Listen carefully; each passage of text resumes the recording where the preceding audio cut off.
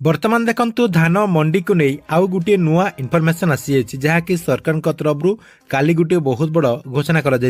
आपण मैंने एथर जहाँकि धान मंडी धान विक्रय कले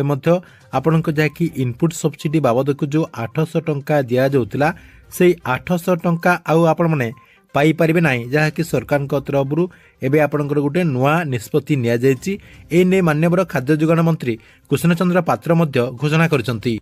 या सहित देखंतु न्यूज रे मध्य एने अपडेट आसी एठी आपण स्क्रीन माध्यम देखि पारथिबे बड़ चाषी को सरकार झटका मिलिबनी 800 टंका इनपुट सब्सिडी। देखंतु सरकार तरफ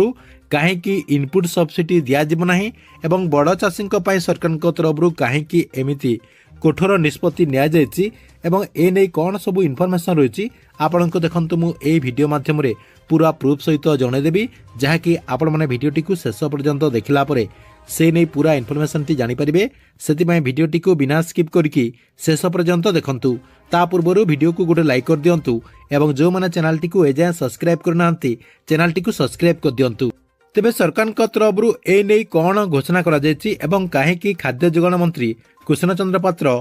एमिति कहिसंती देखंतु आपण को मु प्रूफ सहित देखाई दउची एठी आपण स्क्रीन माध्यम रे देख पारथिबे ए नै न्यूज रे मध्य अपडेट आसी या सहित सोशल मीडिया माध्यम रे आपणकर गोटे वीडियो मध्य जहाँकि भाइराल होबार लागिछि जोटा कि आपण माने हमर जो टेलीग्राम चैनल रहिछि सेही टेलीग्राम चैनल रे जॉइन हेकि से वीडियोटी को देखि पारिबे। या सहित देखंतु ए नै न्यूज रे मध्य अपडेट आसी आपण को देखंतु से नै मध्य पूरा प्रूफ सहित देखाई दउची एठी आपण स्क्रीन माध्यम रे देखि पारथिबे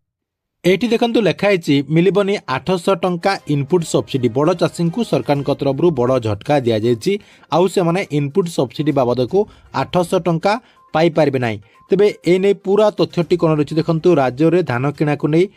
लागि रहितबा अचलावस्था मध्य रे चाषी जहाँकि दहगंज होउतबा बेले सेमानकर कटा घारे चून मारिछंती राज्य खाद्य जोगाण मंत्री कृष्ण चंद्र पात्र। बड़ चाषी अर्थात आपणकर 150 क्विंटाल ठारू अधिक धान बिक्री करुवा चाषी को क्विंटाल पिछा मिलुवा 800 टंका इनपुट सब्सिडी आउ मिलिबो नाही बोली खाद्य जोगाण मंत्री कृष्ण चंद्र पात्र काले जहाँकि स्पष्ट भावे घोषणा करछंती। मंत्री कहिसंती जे राज्य सरकार निजस्व घोषणा अनुसार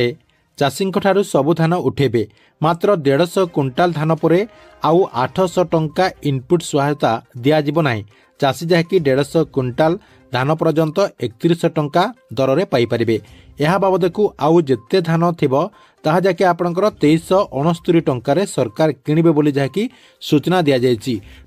तेबे देखंतु मान्यवर मंत्री कहिबा अनुसार जो माने 150 क्विंटाल रु अधिक धान विक्रय करिवे सेमाने जहाँकि आपणकर इनपुट सब्सिडी टंका पाई परिबे नाही जहाँकि सरकार तरफ जो इनपुट सब्सिडी बाबद को दिया जाउछि सेही लाभटी आउ सेमाने पाई पारिबे नाही एवं सरकार जो एमएसपी मूल्य रही 2369 टंका से जहाँकि तांकर बलका धानटी को विक्रय करि पारिबे बोली सरकार तरफ सीधा सलक घोषणा करा जायछि। तेबे जो मानकर 150 क्विंटाल रु कम रही से जहाँकि 31 टंका धान बिक्री करि पारिबे आ तांकर एमएसपी बाबद को 2369 टंका एवं आपणकर 800 टंका इनपुट सब्सिडी पाई पारिबे। जो मानकर अधिक होइजिवो